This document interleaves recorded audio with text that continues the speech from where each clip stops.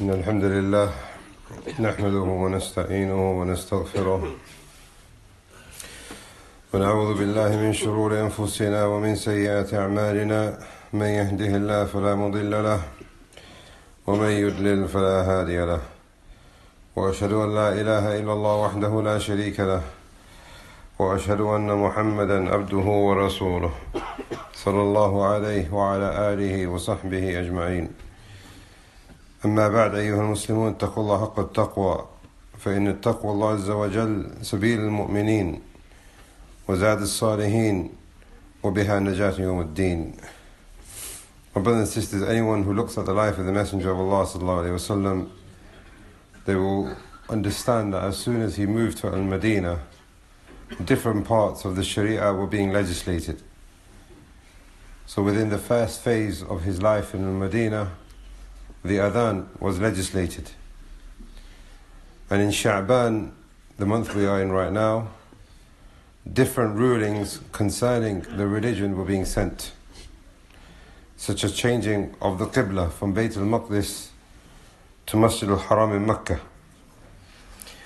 And also in the second year after Hijrah, in this month Sha'ban, a command comes to the believers like has not been come before in our Sharia. Ya ayyuhal ladhina amanu kutiba alaykum as-siyam.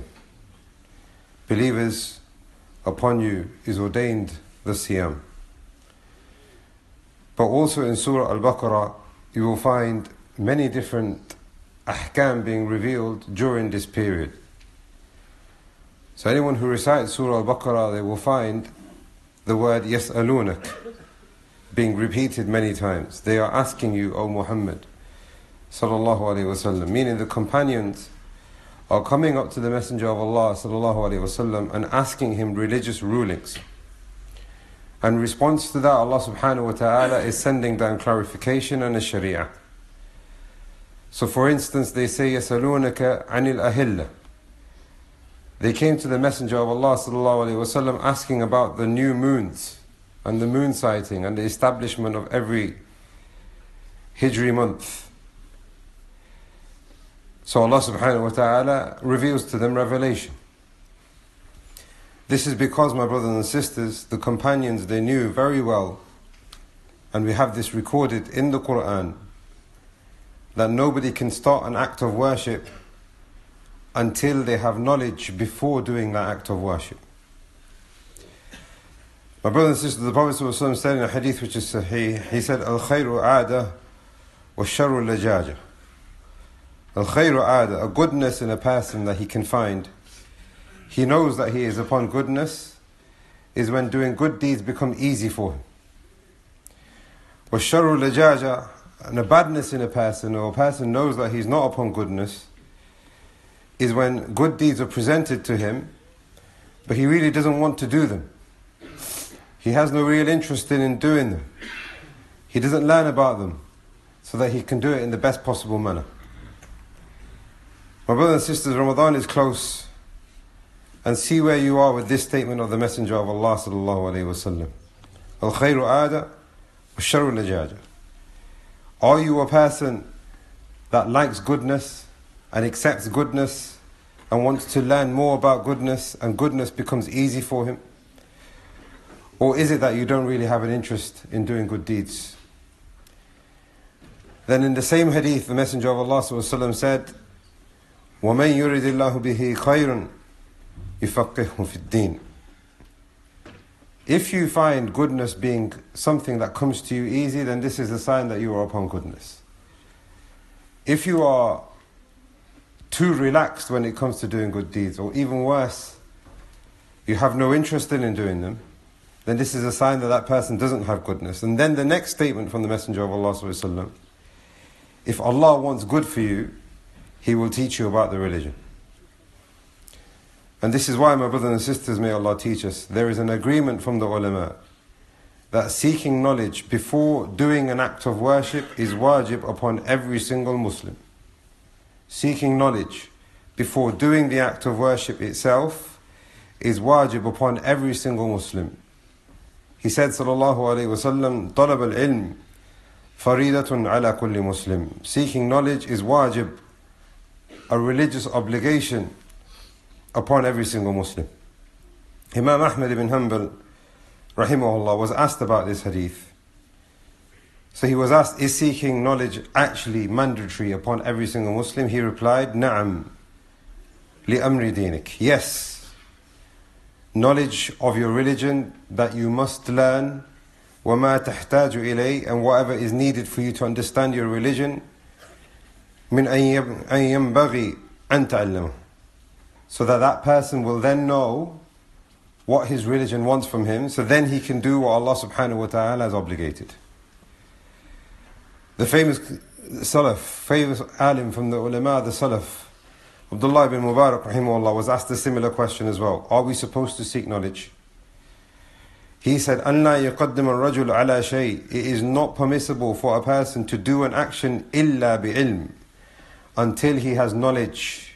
يَسْأَلْ وَيَتَأَلَّمْ, if he doesn't know, he should ask, and he must learn before doing that act of worship. And from the Hanafi madhab, Ibn Abidin rahimahullah, he said, وَفَرْضٌ عَلَى كُلِّ مُكَلَّفٍ وَمُكَلَّفَةٍ, it is an obligation upon every accountable person, male or female, بَعْدَ تَعَلُّمِهِ عِلْمُ الدِّينِ وَالْهِدَايَةِ, for them to learn, to know what the religion wants from them, to have hidayah and guidance, and then they must act. Then he gives this example. So before a person performs the wudu, he must learn how to make wudu and the ahkam and the masail connected to wudu. Before a person performs the ghusl, he must learn what is the ghusl and the ahkam and the masail connected to ghusl. And salat and as-siyam, these are examples taken from Ibn Abidin rahimahullah. That's from the Hanafi madhab. Then from the Maliki madhab, Abdullah ibn Abdul Barr rahimahullah, Ibn Abdul Barr rahimahullah, he said, وَأَنَّ الصَّوْمَ Ramadan fard, fasting Ramadan is an obligation upon every single one of us. وَيَلْزُمُهُ عِلْمٌ مَا يُفْسِدُ صَوْمَهُ وَمَا لَا يَتِمُّ إِلَّا بِهِ. He says, rahimahullah, a person must learn what it is that will complete for him his fasting. He must learn those things which would nullify his fasting. And if fasting is wajib, then anything which is needed for you to complete what is fasting also becomes wajib. Then we have Imam al-Shafi'i rahimahullah. He says, لا يجوز له أن يقدم على فعل, it is not permissible for a person to start an action حتى يعلم حكم الله فيه, until he knows the rulings of Allah within them. My brothers and sisters, knowledge before action is the Sirat al-Mustaqim. In the greatest surah in the Quran, we learn that knowledge without action, or action without knowledge, is not the Sirat al-Mustaqim. Knowledge with action is the correct path, and it's the methodology. As for action without knowledge, such a person is blind, and it's easy for that person to become misguided. And as for knowledge without action, then this is just darkness, and the path of whom Allah has attained, or these people have attained Allah's anger. Allah subhanahu wa ta'ala tells us in the Quran, وَلَا تَكُونُوا كَالَّذِينَ نَسُوا اللَّهِ, do not be like those people who forgot Allah and didn't establish Allah subhanahu wa ta'ala's religion in themselves by learning. فَأَنْسَاهُمْ أَنفُسَهُمْ أُولَٰئِكَ هُمُ الْفَاسِقُونَ. أقول قولي هذا وأستغفر الله العظيم الجليل لي ولكم ولسائر المسلمين فاستغفروا إنه هو الغفور الرحيم. استغفر الله.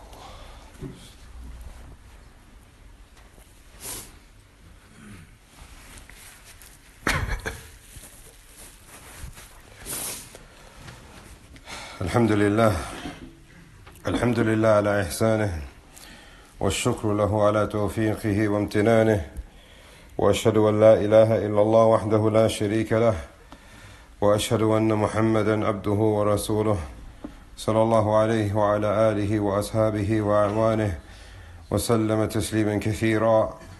أما بعد, my brothers and sisters, the person might feel that they have seen Ramadan over and over and over and they know it all, and that they don't need to seek ilm. But this is a mistake, my brothers and sisters.